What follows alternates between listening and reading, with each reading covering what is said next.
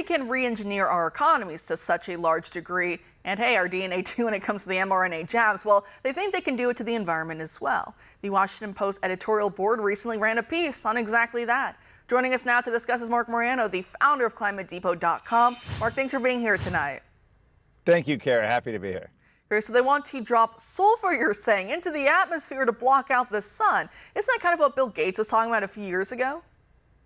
Yes, it is. Bill Gates is spending billions of dollars through Harvard University to figure out ways to block the sun and create global dimming and cool the earth.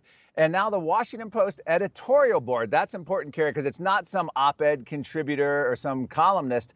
This is the editorial board paid directly by Jeff Bezos to spew this stuff. They want to re-engineer the climate because guess why? We're eating too much meat, we're driving too many gas-powered cars, we're traveling too much, you're using your thermostat too much.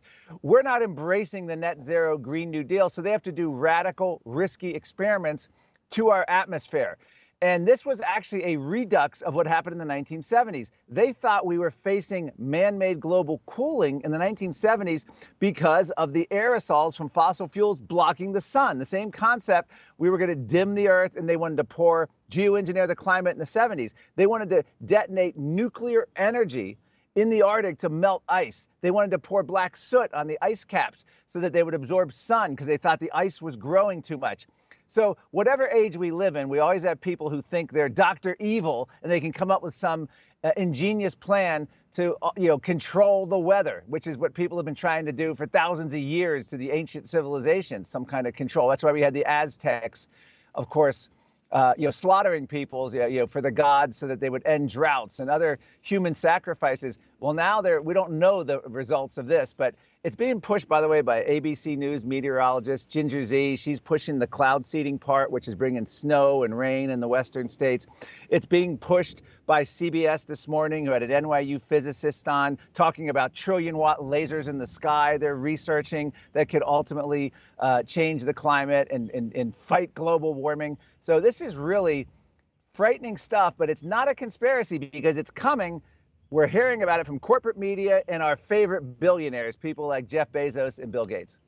That we are. It's the same people also, right, who are always telling us our democracy is under threat, our democracy won't survive Trump, democracy this, democracy that. And yet, I don't know, did you get a ballot in the mail about should we manipulate weather, the environment to this degree, and cross our fingers and pray and hope that it all works out in the end and that we don't have some catastrophic unintended consequence? Because part of my brain goes there, right? When they start talking about all this, I think, well, okay, but do we get a say? Do they get to ask us, or are they just going to go ahead and whatever happens, happens, and then we just have to deal with the fallout? I think you mentioned in your article as well in Climate Depot that talk about this even just last year, that there was some fear that it could spark war with some nations. So not everyone's on board with this, are they?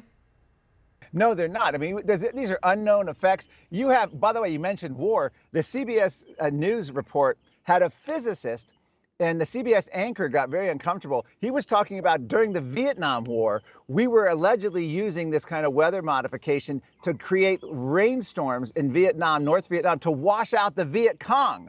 And the CBS anchor, allegedly we did that, kind of like, I can't lose, I got to be careful here. And they've been using this as a weapon of war. That's a big potential. China, as an example, has an entire department of weather modification. That's the name. They employ tens of thousands of employees. They're bragging that they can bring rain and snowstorms at will. Russia has very similar things. The recent flooding we had in Dubai has been researching this and trying to put it in practice for years, all this kind of weather modification, geoengineering that we're hearing about. So when you hear like the World Economic Forum say, you will own nothing and be happy, well, this is like the government will control the weather and you will be happy. So I don't know to the extent, I don't think they can control the weather. I'm not saying that. I'm saying they're certainly willing to try billions and trillions of dollars. They'll give it. The billionaires will fund research, and then the taxpayers will end up kicking back all that money and more as they try to do this. And again, it's used almost as a lever over us to say, hey, if you don't go along with net zero and get rid of gas-powered cars and high-yield agriculture, stop eating meat, we're going to have to do these radical, risky experiments on our atmosphere.